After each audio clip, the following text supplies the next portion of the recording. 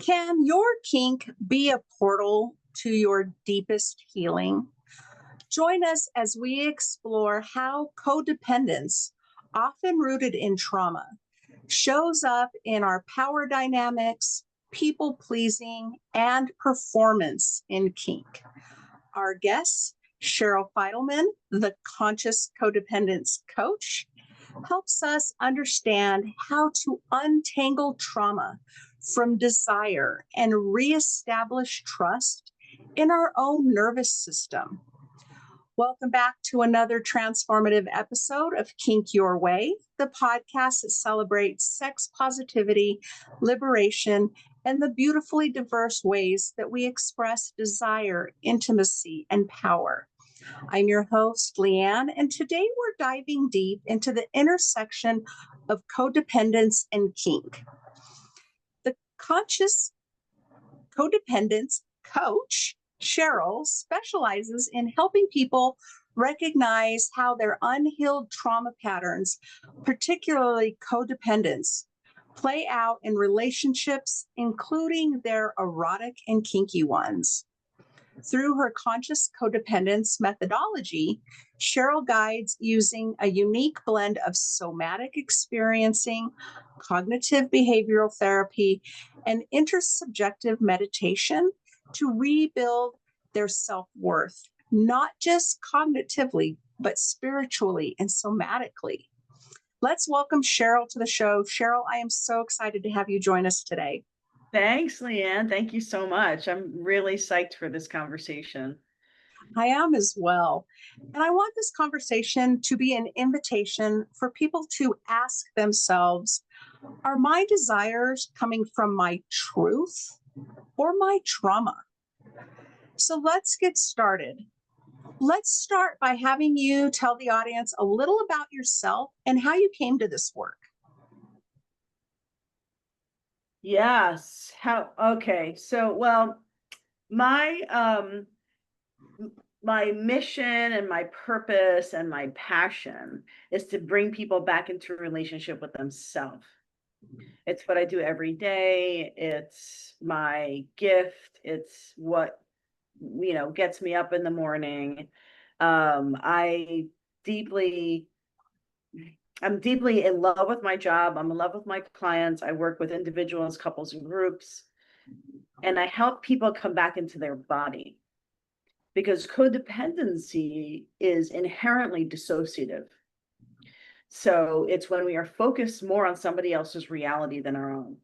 So we're focused on what they're thinking and what they're wanting, and we're future tripping about what we think they're going to want, or are they going to get mad at us, or what's happening over there with them, as opposed to being in our own body, as opposed to sitting in our own emotions, our own sensations, our own desires.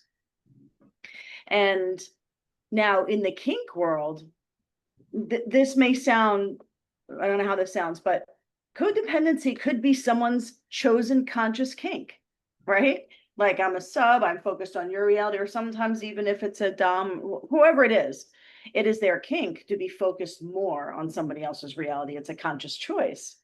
But for some of us, it's not a conscious choice. We are traumatized into not being in our bodies.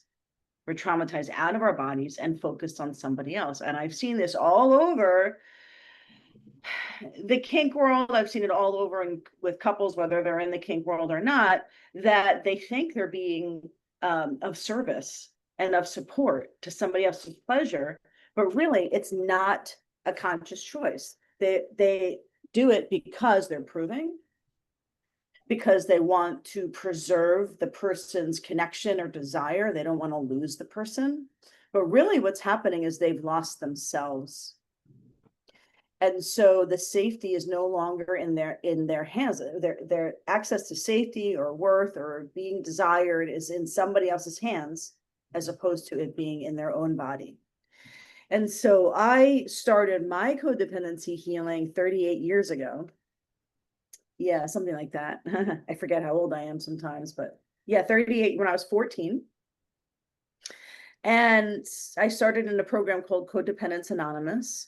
And at the time it was called Code a Teen, because I was like wildly codependent with my mom. My mom was like in and out of mental hospitals. And so I was focused more on my mother's reality. What's going to calm her down? What's going to make her happy? When she's completely like out of her mind and raging out, I have to be quiet. I have to act a certain way. I have to put on what I call a codependent mask, which is an identity that is not me, but it's the keep the peace identity, which a lot of people have in our codependent moments. And so I was traumatized out of being my authentic self. Okay. I was raised to be the person that would appease my mom, whatever identity that is. And I call that our traumatic identity, the identity that developed in reaction to your parents' or guardians' reality. It's not you, it's your traumatic identity.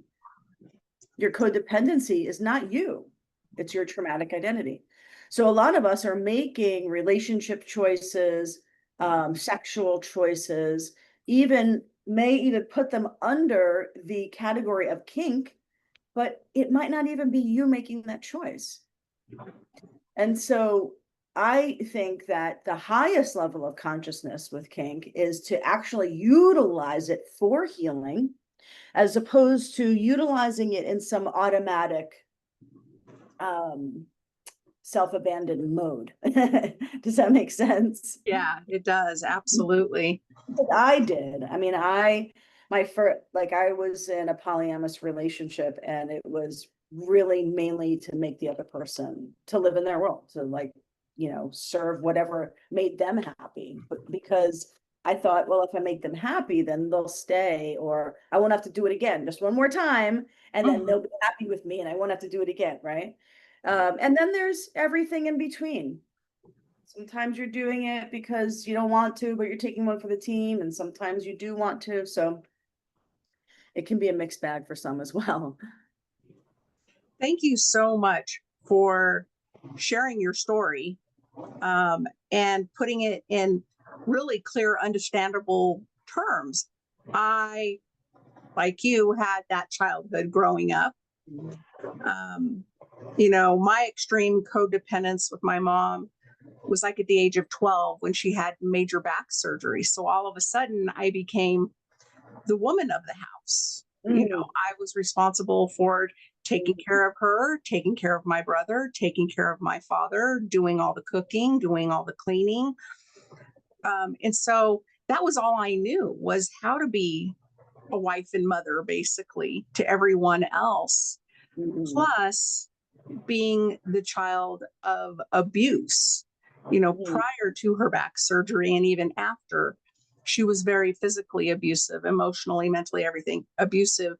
And so I had that, that eggshell life, that I had a whole different identity to be the perfect child, so that, hopefully I wouldn't get beat if I acted right, if I made sure the house was clean, if I, but it was everything from walking in the door and saying, hi, I'm home, after school as a kid, to finding out that maybe my mother had a friend over for tea and they were sitting in the kitchen, and I basically spoke out of turn, just little things like you create this whole world around how you have to behave. Yeah, you can only take up the space that they have for you. Right. And you might even have thought you were saying hello in the right way. Right. And then all of a sudden, so there's a shock value to it as well. Yeah. And so I spent my entire, childhood until I left the house at 17 like that. But then I got into a relationship where I immediately followed that same pattern, with my partner being that same people pleaser, walking on eggshells, didn't have a voice, didn't have an identity, only knew how to be a, seen and not heard wife and mother, So it wasn't, honestly, until I left a 20-year marriage, spent 3 years really learning how to love myself, learning what I wanted, what I needed, what my desires were, what my fantasies were, just in general, who I was, my entire identity. Like, I didn't even know how to decorate an apartment because I didn't know what I liked. Mm. And so I Mhm. spent 3 years just focused on myself Mhm. before I got into another relationship. And when I did, I came in with an identity and a voice. Mhm. And at the top of that list was I'm kinky and I don't want to go back. Mhm. And here's my history. I have 2 kids, multiple divorces, a bankruptcy, all that stuff. But this is who I am. This is what I want. This is what I need. This is what I won't tolerate. This is what I'm not looking for. And luckily, I think because of our age, because we were both in our late 40s and had both had divorces and different histories, that we both came to the table with individual wants, needs, and desires, and put it all on the table.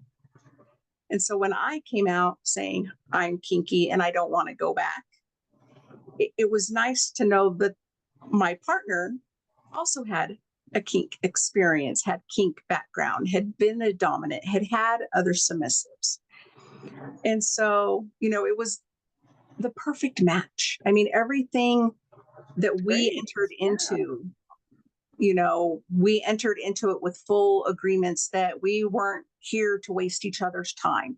We weren't here for dating. We weren't, we knew exactly what we wanted. So, I really appreciate you sharing your story. And, I can't wait to get into what it is you do and how you help people and more information so that people can really understand what codependence means, because sometimes we just don't even realize we're doing it. Mhm. Like you Oh said. yeah. I think it's automatic. I think it's a human epidemic. It's unbelievably common, and I'm out to normalize it. That's what I'm on fire about, is I want to normalize it. I want to make it an everyday word. I want to make it completely accessible, and I want everybody, as many people as possible, to be looking at, to have a heightened awareness of the moments when they leave themselves. And this is the conscious codependency process, is teaching people how to get keenly aware in their body of the moments they're leaving themselves. And, I appreciate you sharing what you shared. And I think that you pointed to a really important thing, is you took time off, or what I interpreted you saying is you took 3 years off to develop a self, an identity, and a voice. And so a lot of us codependents, we either have a break in the relationship with ourselves, or we have no self. Like there are some of my clients are like, well, these words in the healing world, like self-compassion or self-love, or self-forgiveness, those are interesting phrases, but what if you don't have a self to point those to? And if you're as extreme as I was, where I wasn't in my body until I was like maybe 40. Like I was just like, everything was, the gaze was outward on everybody else. Did they like me? What's happening with them? She just flipped her hair like this. That must mean she's mad at me. Like, just so hypersensitive to everything that was going on for everybody else. And so it is vitally important to deeply, deeply, and as much as you possibly can, develop a self and a relationship with that self, and a non-negotiable relationship with the self. We don't have to be single in order to do that. I think it's a great access to do that. But as long as you are in a non-negotiable process of developing a relationship with yourself, in relationship with another person, kink, romantic, whatever, or not, it's important for your consistent inner peace, for your personal freedom, for your truth, for your identity.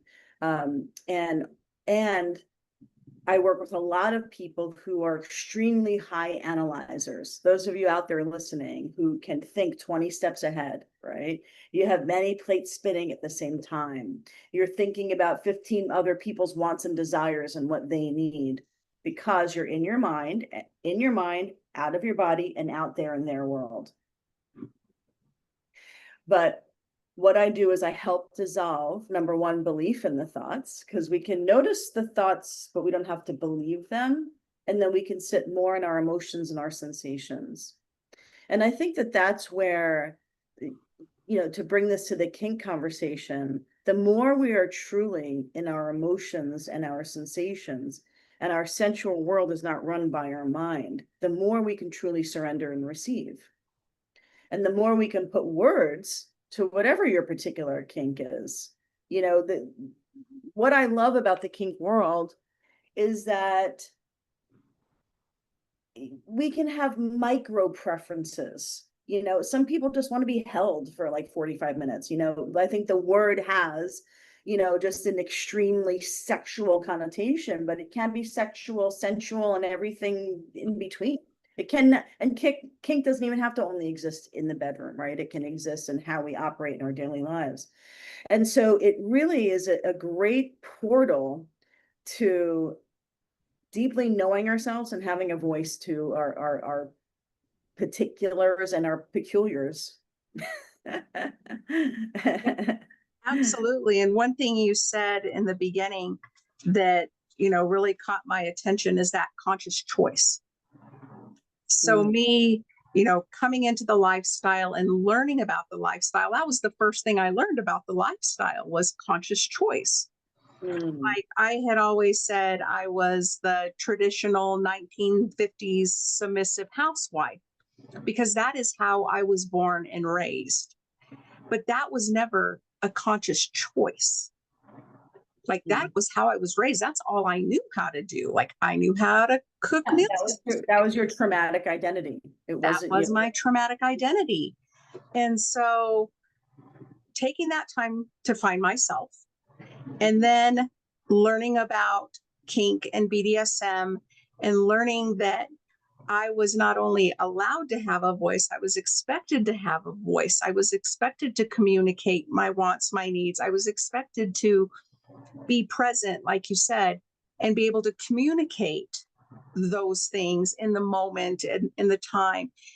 But all of that for me took time to develop with my partner, working with me so that I felt safe enough in our dynamic that I could have a voice because I still was coming in with those bad habits, the pushing things down, not talking about my wants, my needs, and my desires. And even in the basic sense, like, does this feel good? Do you want this kind of touch? What kind of touch do you want? Do you want to be held? I didn't know how to have those conversations. I didn't have the dictionary. I mean, I just didn't have it because it wasn't part of my traumatic identity. So having a partner that, really took the time to work with me to develop those skills was huge. And, it was very much my conscious choice to it sounds like he guided you yourself, that he helped guide you back to yourself. And that's really beautiful. Oh, yeah. And it's still, still a work in progress. I'm trying to reprogram the first 50 years of my life. Yeah. So it's definitely not an overnight change. Sure. Oh, sure. It's a process. And a great reference point for those listening to be able to tell if you're in a codependent moment are my 3 codes to clear codependency. So this is sort of the fundamental framework of the conscious codependency process. So if you're in the process of what I call a codependent awakening, meaning you're coming back to yourself and you're in the process of learning, like, what is this skin suit and who am I and what are my desires and what are the moments when I leave myself and how do I come back? So the 3 codes are a great reference point. The 3 codes are the want to be wanted, the need to be needed, and the need to prove oneself. Okay. So this will be in the email. Those of you listening, if you want to go to my website, and there's a PDF that breaks down the common developmental roots and behavioral patterns of each tenet. And so of each code, I used to call them tenets, but they're codes now. So are you operating from the want to be wanted? Okay, meaning you're operating in your relationship or your kink situationship or marriage, whatever you want to call it.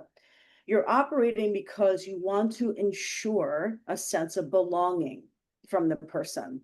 So I'm just going to do this because I want them to want me and I want to belong with this person because I think they're bigger than me or more important than me, or they hold the key to my sense of belonging and fitting in. So the want to be wanted, the need to be needed is rooted in your sense of safety. Okay, so if I say no to this person, then I'm not going to feel safe because they hold the anchor to my safety, right? Or you naming yourself a sub and they're your dom because your safety lies in their hands, but you don't actually feel safe with them. So you're acquiescing in order to feel safe instead of actually choosing your yes. So the need to be needed, rooted in your sense of safety, the need to prove oneself.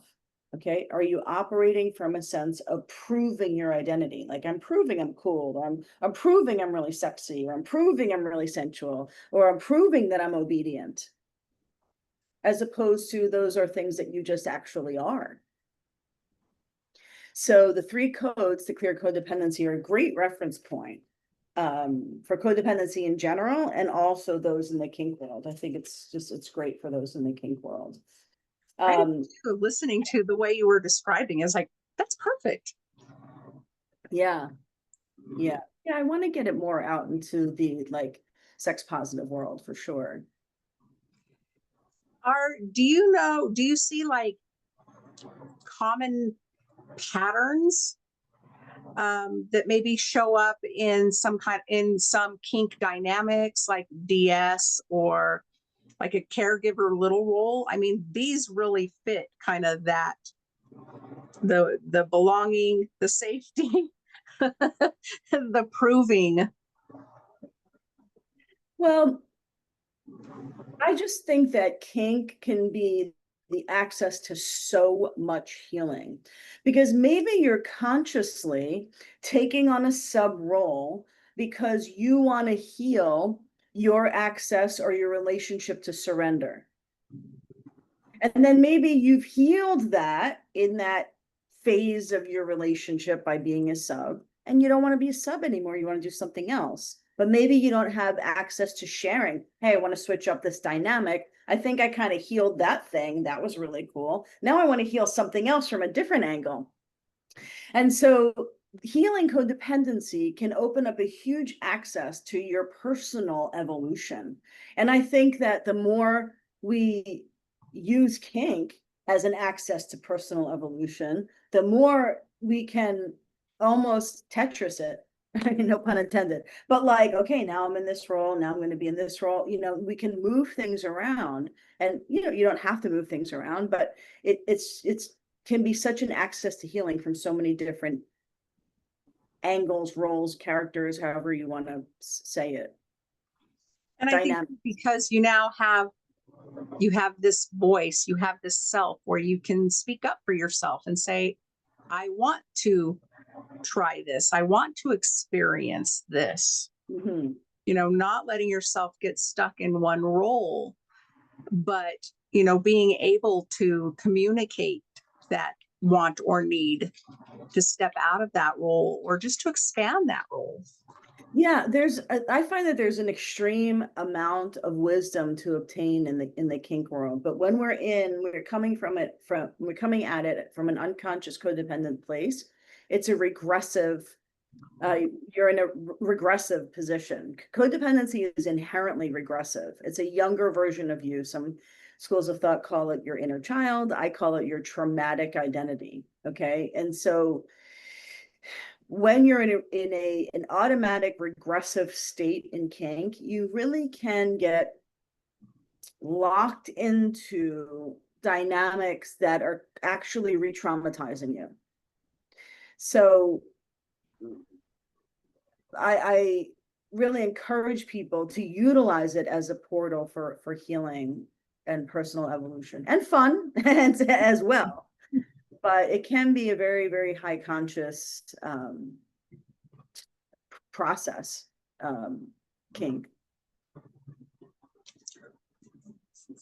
what are some signs, and this is kind of a fairly new word to me, but what are some signs that someone might be confusing trauma bonding with authentic connection in kink relationships? How do you mean? Can you reform that question? How do you mean? I've only recently learned about trauma bonding, where I guess my understanding of it is where you attach yourself in a specific way in a relationship. Well, trauma bonding is when I'm in a regressed version of myself and you're in a regressed version of yourself. And we think that that's intimacy. Okay. I am not connected to myself and you're not connected to yourself. We're in regressed versions of ourselves, and our bonds fit together like a puzzle piece. Our trauma fits together like a puzzle piece, and we think that's intimacy. And oftentimes we think codependency is connection. Like I know what they want. I can preempt what they want. I know what they're feeling. I know everything about them. I know when they're mad at me. I know all this stuff about them. And then we call ourselves an empath. And that might be empathy, but it could also be codependent empathy, meaning I feel everything that you're feeling and it's my job to fix it and take care of it, and I'm responsible for it, and I have all this shame and guilt for what's happening in your world. And so that would be trauma bonding, when we're bonded from the younger behaviors. So oftentimes people say like, oh, I married my father or I married my mother. But the way that I see it is you didn't marry your father or your mother. Your father's daughter got married, or your mother's daughter got married. That version of you that your mother created, I'm not saying it's your fault, okay? So whoever it was, that version that they created got married. So your traumatic identity chose this person. So I would call that trauma bonding. So you're bonding from an unhealed, regressed version of yourself. Ooh. Now, if you're, so what did you want me to compare that to? Authentic connection? Is that what you said? Yeah, authentic connection in kink relationships. Authentic connection is maskless. There's nothing in the way. You're truly deeply connected to what's happening for you, to your inner world, to the phenomenon that is you. And so is the other person. So authentic connection begins with your authentic connection with yourself. Then you're bringing a surrendered person into the relationship. In codependence, we go, you're not authentically connecting. You're not available. You're not present. You're controlling. We point at we outsource, as opposed to going, I feel disconnected. Okay, that makes sense. I feel controlled. Or I'm feeling like I can't reach you, as opposed to you're unreachable and so I turn the camera around to our experience. Oops, sorry, was that loud? I have a big ring on. Codependency points at everybody else's behavior but our own. Okay. I definitely needed more clarity on trauma bonding. I guess I didn't quite have a clear connection on it. So thank you. It can be trauma bonding can be so intense and explosive, and oh, but we have the best sex. You don't understand. We have the best sex ever. But it will blind you to how different your life is inside the bedroom and outside the bedroom. A lot of people who are trauma bonded, they have a great sex life. They can communicate sexually. There's a flow, there's fire, there's polarity, and outside the bedroom, the communication is awful. There's so much suffering. Nobody's being heard, and you're not hearing yourself. Or the sex life there is no polarity. And then on the outside, it's very fiery. You're fighting all the time. So there's a big unevenness to trauma bonds, and there's the illusion of intimacy and connection.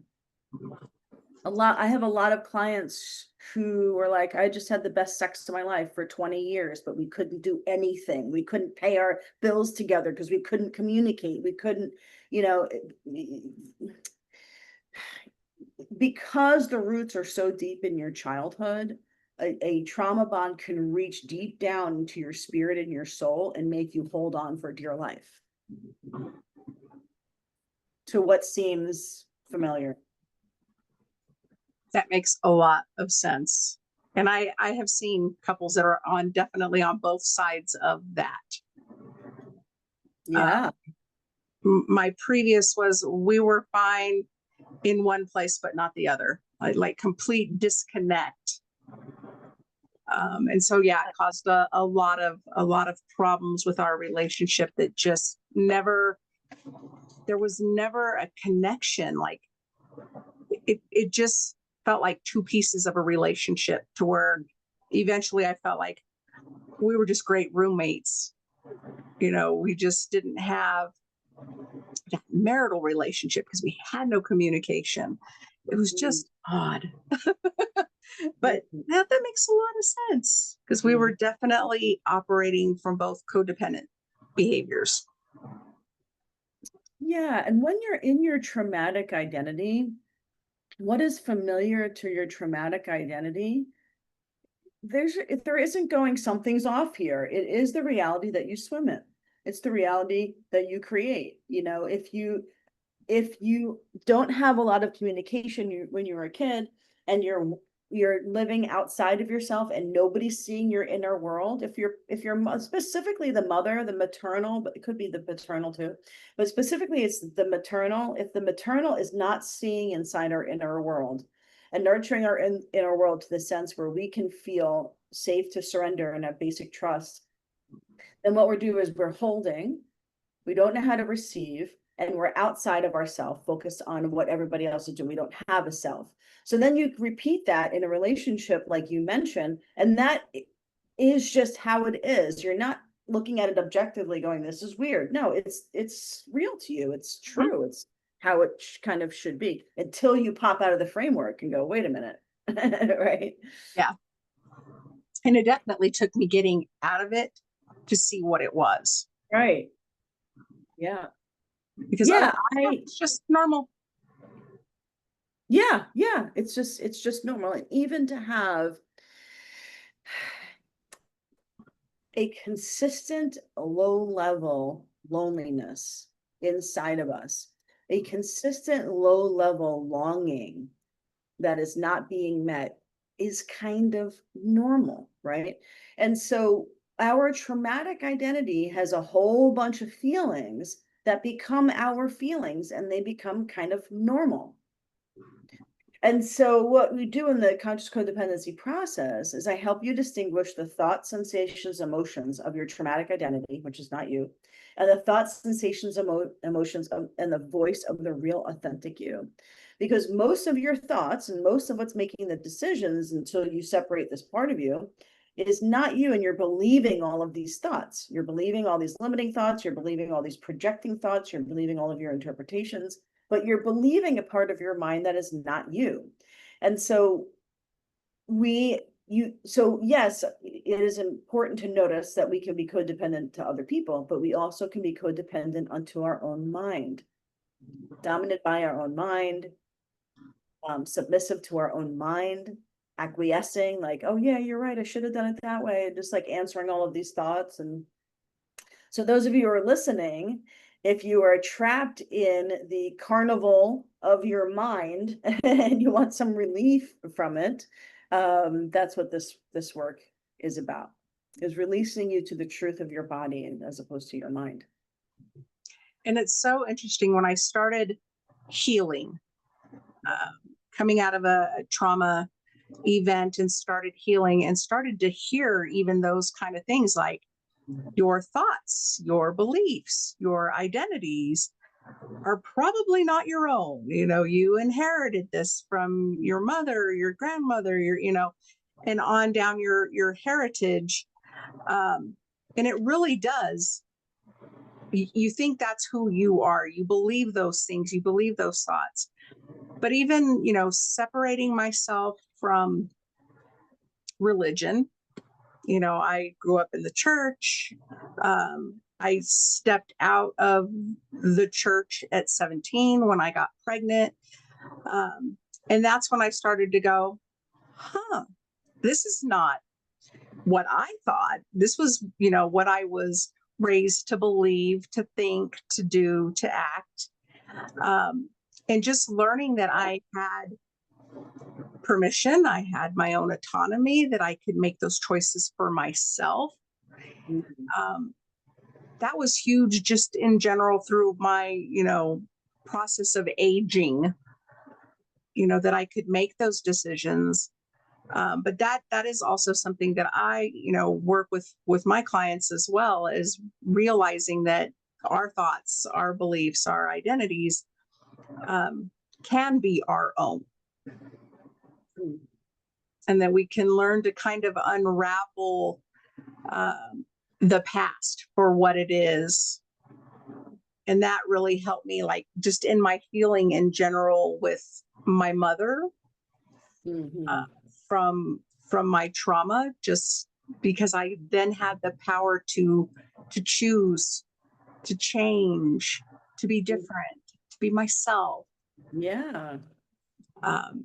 And even, you know, when I launched my coaching practice and launched my Kink coaching practice, just being able to say, this is who I am, this is what I do, these are the people I help, and this is who we are in our dynamic, and not living in shame or fear, or, you know, worrying about what everybody else is going to think or do or say.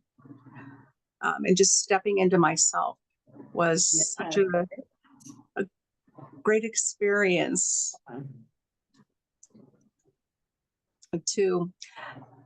How much work do you do with helping your clients heal their nervous system? So the whole process, the whole conscious codependency process, is wrapped around healing the nervous system. So there is a somatic experiencing practice that we consistently do throughout the process. And it's a process that I've developed called the TSE Practice, thought, sensation, emotion.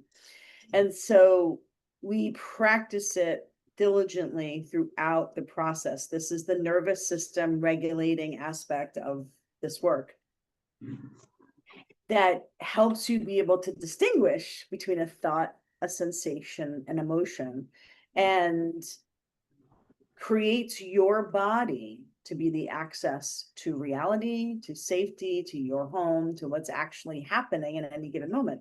Because, like I said, in codependence is mainly a cognitive act. We're thinking either, and so this is also an important sort of teaching point of the conscious codependency process, is that in your codependent moments, your thoughts are three things, okay? They're either past tripping, future tripping, or they're about somebody else. Okay, past tripping, future tripping, about somebody else. So for those of you listening, you know, in the days coming after this interview, just notice your thoughts.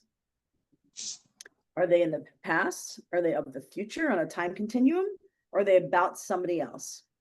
And then we want to notice a feeling. The feeling is about you. That is about you, and it is your present moment experience.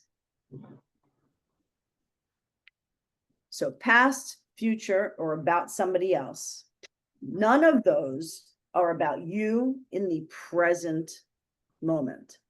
And it's not about, oh, let's find a feeling and then let's go back to the mind again and go, well, where did that feeling come from? And what should I do with that feeling, right? So notice when you have the feeling, you go back up to the mind really quick. So this work is about helping you create an inner navigator, what I call an inner navigator, so you can navigate your inner world. Codependents are really great at navigating everybody else's world and future tripping about their world. They want, they're going to want that. And if I say this, then they're going to say that, and they're going to say that, then then they're going to get mad at me. So I'm not going to say anything. Right. So we chess piece several pieces, you know, in the future, several seconds in the future, or steps to create our own repression, or to create how we are going to be, as opposed to being moment to moment in the visceral experience of yourself in the current moment. And so that's the nervous system sort of healing element of the process. Yeah, the somatic steps to where you're Yeah, in the body and not in your head all the time. Yeah, that you can choose. Oh, I'm in my head. Now let me navigate to my emotions. Now let me navigate to my sensations. You can choose. And I believe that 98% of our thoughts are disposable. They're disposable. They do nothing for you. Nothing. But take you out of your body. Yep. And give you some perceived control or protection. Well, let me take 45 minutes to figure this out, right? Or let me take 45 minutes of my time to replay a conversation. And this is how it should have went. And this is what I should have said. And this is, it doesn't change anything. But what's happening is you may feel, I noticed I just had this conversation. Now I feel embarrassed, or I feel a little unsafe, or I feel a little scared. That's the feeling that's underneath all the replay, right? And so we want to get to the reality of you, as opposed to the conceptual reality that's in your mind. It's not real. I love that. And this is where, yeah, thank you. And this is where your intimacy comes from. This is where your deep connection comes from. This is where access to your desires and your preferences come from. It's not in the carnival of your head. Yeah. You know, you're in a kink moment and you're just in your head about what's happening over there.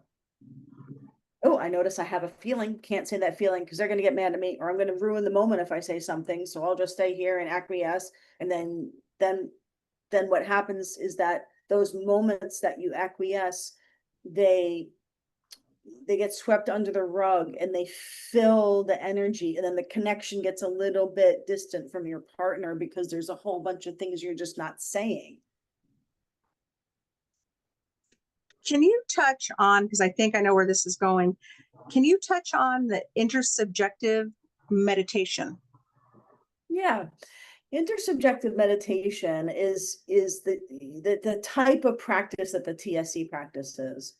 And so when I'm in my sessions with people, I'm in a meditative state and I'm feeling what's happening. I'm noticing their nervous system. I'm noticing how they're breathing. I'm noticing how their body is connected to their thoughts. So I am meditating and the client is my subject. And then I train people to do a similar thing in their life. Similar, not exactly the same, because I'm not training people to go coach other people, but to be able to bear witness to yourself while bearing witness to others. Intersubjective meditation. So I'm meditating and you're the subject. So I'm noticing my thoughts, my emotions and sensations while I'm listening to you, while I'm being with you. I'm keenly aware of my inner world while I'm with you, which is similar to how I'm training people to be in their lives, to be fully embodied while you're with your partner or your boss or whoever it is. That's interesting. I'd love to know more about that or learn more about that from you. For myself, coming into myself, being present in the moments, if we're in kink play, or just sitting next to each other on the couch, a lot of my ability to do that, to step out of being in my head, because I was always a multitasker. In fact, that was like one of the things when I would interview for a job, I could like shake your hand and say, this is what I can do for you. I can multitask like a maniac. And I'm, accurate and organized, and I can do all these things. And in my relationship, I get to just be here now, present in this conversation, present in our play. But all of that took me learning how to meditate and how to shut off all those thoughts so that I could be in the moment, in my body, and be able to communicate. If he's, asking me where I am, We do the traditional kind of stoplight, red, yellow, green. Are you good? Do we need to slow down? We have safe words. But just being in my body and able to communicate what I'm feeling, what I'm experiencing, that really came from me learning how to, one, have a voice, two, how to be present. Yeah. Yeah. How to be present with yourself. There's so many different meditation practices out there. There's probably like hundreds of thousands of them. So I highly recommend that people have a meditation practice. Now, the TSE practice, I wanted to develop something that you don't have to schedule out time to do. Well, I think those are really valuable, but this one you can do when you're with people, when you're by yourself, when you're triggered, when you're not triggered. I wanted an access to coming back into my body at any given moment. Okay, so you can be standing in front of somebody talking, noticing your thoughts, noticing your emotions, noticing your sensations, coming back to the fullness of your experience at any given moment. So this is like a pocket practice, whenever you want to get back into your body. And like I said, it's when you're triggered, it's when you're not triggered. It's best to practice it when you're not triggered. That way it's sort of automatic for you when you are triggered, or when you're in a sexual situation, or you're in a kinky situation and you're going, oh, gosh, I'm like not even here. I'm like leaving myself. What am I thinking? What are my emotions? Let me notice some sensations. Let me get back into my body. I think that's a wonderful modality or tool that you, woo, I don't know if you heard that. I didn't hear that, no. Made me jump, wasn't expecting it. Guess we have a storm outside. So fair warning, just in case the internet decides to go crazy. Okay. Completely made me lose my train of thought. That's how bad it was. Man, I really did. I just completely lost my train of thought. Oh, modality tools that you are teaching people to have in their toolbox, like you said, that they can use at any time. And I think that's, what I love about having learned different modalities for myself and having this, I always classify mine as more of like a rolling toolbox than a bag full of tools. But it's that I can open it at any time and pick what I need at the moment. But I love how you described what you teach people, that it's just that kind of constant. It's always available to you. You can use it no matter where you are. Yeah. I think that's great. Yeah. And what happens with the TSE practice, and this is something like, it's one thing to explain it and sort of understand it cognitively, but the more you practice it, the more it becomes a nervous system training, a nervous system retraining. And the more you practice it, the more you will notice your emotions first, as opposed to all the thoughts. Because when you have all these thoughts going, it's likely because you're having an emotion. And the thoughts, can be like all over the place, a million different monologues and narratives. Then you get to the emotion. It's like 2 or 3 words: sad, scared, disappointed, happy, whatever, like so much more simple and so much more true to what's happening in the moment than what's happening in your mind. And so when you can start to really practice this and notice your emotions and your sensations first versus your thoughts, then you really have, this is what happens in the process, start to make the shift to really being more alive in your body than you are in your mind. Then you really get to hear your own heart. And also you get to surrender more to your femininity, because I think, this is not really my original thought, but regardless of what gender one identifies as, our emotions and sensations are the voice of our femininity. of our intuition, of our connection to universal source or spirit, whatever words you feel comfortable putting to it. And so work is definitely more of a surrender to your feminine, for sure. I'm gonna have to spend more time with you to get familiar with this. I'm really intrigued by what you're talking about. Like, oh, I like that.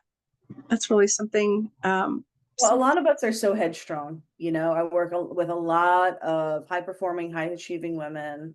Everything looks really good on the outside. Your T's are crossed, your I's are dotted, everything is looking good. But in the background, there's a disconnection to self. There's a disconnection to your voice. There's a disconnection to your truth. There's a lack of flow and femininity. A lot of us are in our masculine, in our mind, doing, strategizing, analyzing, right? And so this is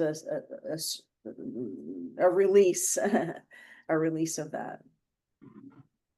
I like that for, definitely the direction we're talking about, helping me be in more my submissive side, really getting out of being in that control mode, because I was used to being basically the head of household, controlling everything, and to being able to, one, feel safe, trust in my partner, be in my submissive role.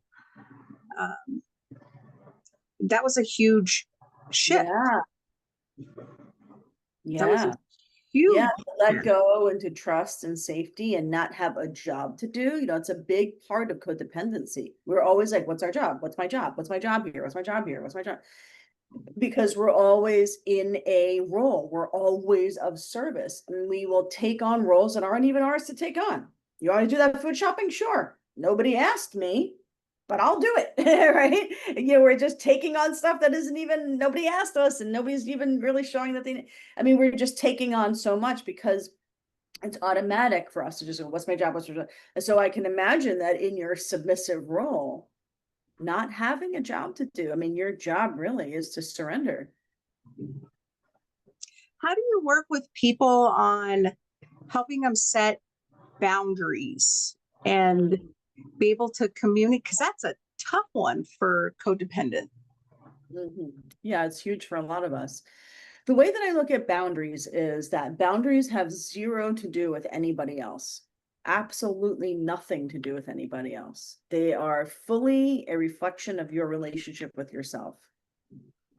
And is also a reflection of your capacity, your threshold for emotion and sensation. And so relationship to boundaries gets crystal clear in the conscious codependency process. And so what I mean by that is oftentimes, and this happens a lot in the kink world, oftentimes we don't want to say no because for example, I don't want to say no because if I say no, this person's going to get mad at me. We outsource it to them. Well, I'm going to bet that you're not saying no has nothing to do with them getting mad at you. It has everything to do with how you're going to feel when they get mad at you. Because you're not in the practice of having the capacity to go, I can feel scared, I can feel blamed, I can feel guilty, my heart rate can increase, I can have sweat coming down the back of my neck, and I still am going to keep my no. Because your nervous system might have a reaction to somebody getting mad at you or upset at you or not liking it or whatever it is, or not being them, they're not taken care of because you couldn't do it or you weren't available for it. And so in this work, when we expand your capacity for feeling, we can expand your capacity for having boundaries, because I can say yes to you, I can say no to you, I can say maybe to you, because I can feel what there will be to feel in that conversation. Because oftentimes, if I say no, I feel like I'm in my truth, I'm in my sovereign emotional independence, and I say no, the person gets mad at me, then I go back to my codependence. You know what, forget about it. I didn't mean that no. It's okay, right? Yeah, I'll be there. Yeah, I'll be there. I didn't mean it, whatever. And so we wipe out our own boundary because we don't like the impact that it seems to have on somebody else. But really, it's the impact that that your future tripping, their behavior might have on you. That makes tons of sense. Yeah. Yeah, good. So the more we can feel, the more access to our voice that we have. And oftentimes, you know, it's a lot of training in my program to be able to fully expand our threshold for feeling, because a lot of us codependents have not been trained how to feel. When you're trained to live in somebody else's world, you're trained to anticipate what somebody else is feeling, right? But you're not trained to sit in your own body. And so that could be really scary. What do you mean feel? I'm gonna feel frustrated and just sit here and feel that? Like, well, why would I want to do that to myself, right? Well, because that's your reality. Because that's your reality. That's as simple as that. Sit and be with your own reality. And that is a tough one. It is, it's frightening. It's out of our comfort zone. It's something that codependency is definitely a comfort zone for a lot of us. Mm-hmm. It's more comfortable to shut this out and focus on you. It's just more comfortable. Yep. Yeah. So that, it becomes very uncomfortable, but I think, one step at a time, one boundary at a time, staying in your boundary, being okay with it. Once I started to develop that, I can say no and be okay with it and not feel guilty and not berate myself and not be thinking about how are they going to feel. It became easier. Yeah, it's really great. It's really great. And that, I mean, that's a beautiful, amazing place to get to. And in the conscious codependence process, it's not necessarily that you're not going to think those things. It's not necessarily that you're not going to feel shame or that you're not going to think, oh my God, they're mad at me. It's about, what are you going to believe? Are you going to believe that thought? Or are you going to sit in the truth of your own emotion? Are you going to believe that you feel shame? So there's one thing to feel shame. It's another thing to think you are shameful. And that's what our inner punisher will tell us. As opposed to, this work is about feel the shame, feel the guilt. If that's what's happening for you, I don't want you to feel shame and go, don't feel that, feel something better. No, feel what you're actually feeling. And notice if you have an interpretation like you shouldn't feel guilty and you did something wrong. That's your inner punisher coming down on you for feeling something. And that's the relationship we want to dissolve. We want to dissolve the relationship between your mind and your emotions. I like that. How is your program a specific amount of time? Is it dependent on kind of where people come to you in the process? That's a good question. So I have a group program, and my group program is 6 months, and I have a private program for individuals or couples. Okay, and that's 4 months. Now, but some people are like, I don't want to commit to the whole thing. Can I just try a month? So I have a month. You can start with a month. You can start with a month of privates, and then we do a deep shift from the mind to body in those 4 months. And then if you want to finish the process, you continue. So you finish the process. So yeah, so for group, it's 6, and for private, it's 4. And then anyone can start with a month. Is your coaching both in person and virtual, or is everything you do virtual? Everything I do is on Zoom. Okay. Yeah. So I have clients all over the planet. which is super cool. And then next year I will be doing a retreat. I don't have a date on that. I don't have the date on that yet. So, but I will be doing an in-person retreat next year. But the work is highly effective over Zoom. Do you have a specific like start date for each group? No, so the group is a rolling registration. Okay. So come on in when you want. So there's people in the groups that are just beginning. There are people in the groups that are on like later modules. There's 10 modules in the group. 30 videos. You get 3 videos dripped to you every 2 weeks. And then we meet live in the group 3 times a month. And so there's people beginning the process, there's people in the middle, there's people just cycling out, which is super cool because you get to see people at different phases of it. And they get to experience that as well within the group. Mm-hmm. Yeah. That's great. Yeah, I definitely wanted to know more about what you offer, so that people will know not only what we've learned about your 3 codes, but how to get involved in it, whether it can be an individual, a couple, or a group. Yeah. So that was helpful. And everybody gets a free consultation.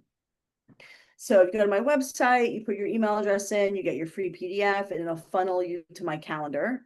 And everybody gets a free consultation to see if it feels like a fit. We'll also do some work in the consultation. We'll get really clear on some specific thoughts, sensations, emotions of your particular traumatic identity and where and how they were rooted. So the consultation, we do sort of see if it's a fit. We go through the registration process as if it feels like a fit, but we also do deep work in the consultation. And then when you put your email address into the website, you're on my email list, and I have the free and monthly Conscious Codependence class every month, which actually happens next week. Lots of free offerings, videos. I send out audios all the time. So lots of free content as well in the when you're on my list. And then talk about your podcast too, as well. So yeah, so the podcast, I don't even know if we can call it a podcast. I mean, I have about 250 videos on YouTube. I used to do videos called Fridays with Fidelman. And I would send out videos every week to my email list. And I would talk about a different theory or distinction of the conscious codependency process, right? So I'd have a whole video on the first code, or a whole video on the second code, or a whole video on future tripping, or a whole video on codependency and sex. And so, you know, you can go to YouTube and type my name in and take your pick of any one of those videos. But also on my website, there's a link where that has just the audios from those videos. So I repurpose them. So I guess you can call it a podcast. We call it a podcast. So I guess that's what it's a repurposing of videos. Mm-hmm. No, that's great. People learn in different ways. Yeah. I'm noticing lately people are like, because I've been sending audios out to my list, and I've been noticing people are really liking the audios more than the video. So I just started doing audios recently because it's been a while since I'm due for a haircut. So I was like, I'm just going to do audios, but people are liking them a lot better. So yeah. I kind of do a little bit of both when I have downtime, when I'm not recording podcasts with a guest. I'll do a few short audios. But then, of course, anybody can access any of my content, either in video or audio. So I have all the links to all the places. So this will, people will be able to hear our conversation on any of their favorite podcasting platforms, and however they'd like to hear it or watch it. So yeah, people learn in different ways. Yeah. Some people prefer groups, some people prefer individuals, some people prefer classes. And I am definitely a podcast person. Like, I can just grab a notebook and put in my headphones and listen to a podcast and take notes and learn things, and summits and that kind of stuff. So thank you for offering all of those. I will definitely keep an eye out for your retreat information.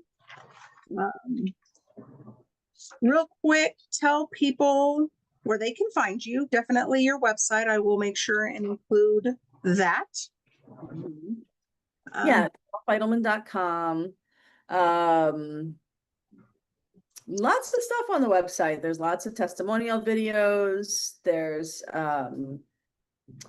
my story and my calendar link. Yeah, so then, oh, and you could send me an email. You can send me an email through my website, or you could just email me directly at Cheryl@CherylFidelman.com. And I really want to, I can't say enough that I really think that kink can be the access to some really deep, high level healing.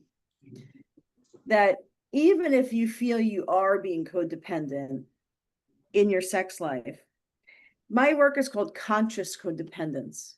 It's not called no codependence or get rid of codependence. Let's be conscious of it. Let's notice when we're leaving ourselves. Let's notice when we're operating from the want to be wanted, the need to be needed, or the need to prove oneself. Let's heighten our ability to notice these things. And when we notice them, we can utilize them for healing. You know, like I said, I'm not the healer who promises you're never going to have any more thoughts, or you're never going to be codependent again. There's people that can provide that. But, you know, this is about noticing yourself and your inner world to the best of your ability. And also what I call decreasing return time. Okay. So you may leave yourself, you're in your mind, you're serving somebody else's reality. Fine. It's not about never doing that again, but it's about decreasing return time. In other words, oh, I just came back to myself in like 12 minutes as opposed to 12 weeks. You know, like I used to leave myself for 12 weeks. Now I noticed it in like 12 minutes or 12 hours. Great. So you decreased, you're returning to self time. Wonderful. Okay. That is a huge game changer for a lot of people. And not only decreasing return time, but also, and this is an important thing, I think, very important thing in the kink world, I hold no statute of limitations as to when you could bring something up. In other words, I said yes when I meant no, but that was yesterday. I can't bring it up now. No, you can bring it up a year later. I don't care when it is. You know, if it's 6 weeks later and you're like, remember like on August 2nd, when I said yes to that thing and I didn't mean it, and this is what it was like for me, and this is what was happening for me. You know, if it takes you weeks to realize like what that phenomenon was, like what happened, that's fine. This is really important, especially in romantic relationships in the kink world. We don't want to sweep things under the rug and keep them there. If you sweep things under the rug, something under the rug, okay, pick up the rug a week later or 2 weeks later. I don't care how long, you know, I don't care if some time has gone by. I like both of those, and I can definitely relate on the decrease your return time.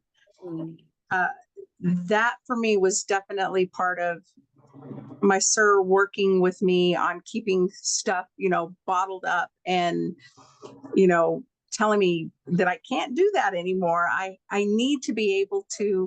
Well, you have a partner like that. That's great. To be able to speak up when I need to, be able to share what's bothering me, and know that, you know, he's going to listen and pay attention and respect, and, you know, hold that safe space for me to be able to do that.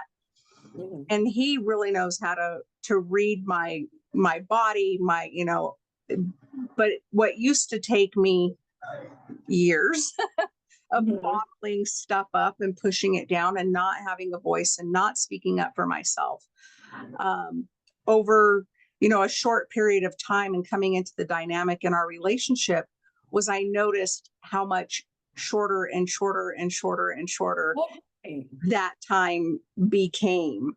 So I may have a feeling or a thought or an emotion that comes up that I'm now able to kind of rein it in and be able to communicate it, as opposed to just trying to ignore it, trying to deny it, trying to shove it down. And the it is yourself.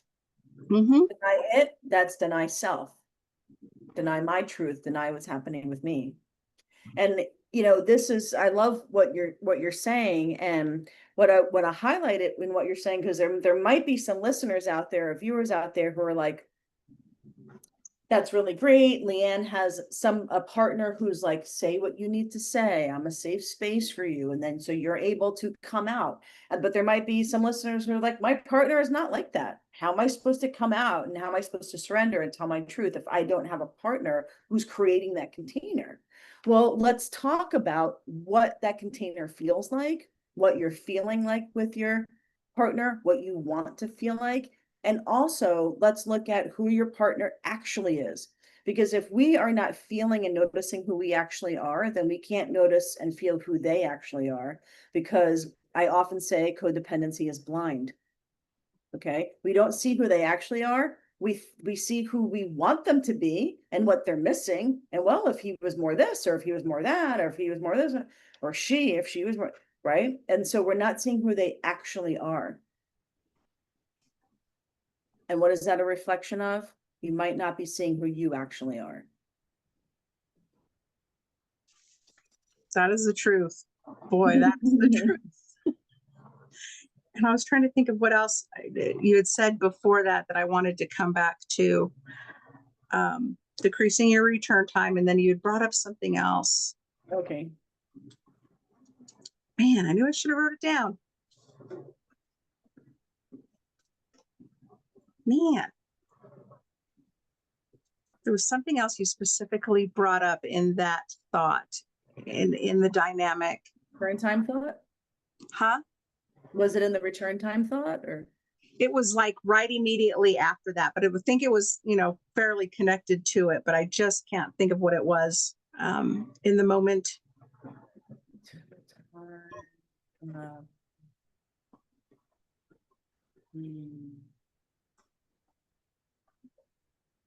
I don't know. Okay. Well, I want to thank you so much for your time. I definitely, for myself, would like to spend more time learning about the intersubjective meditation, because that is definitely a tool that I think I can still work on, and would like to learn more about the actual. Bearing witness to self and other. Yes, huge. So that's something I personally want more experience with.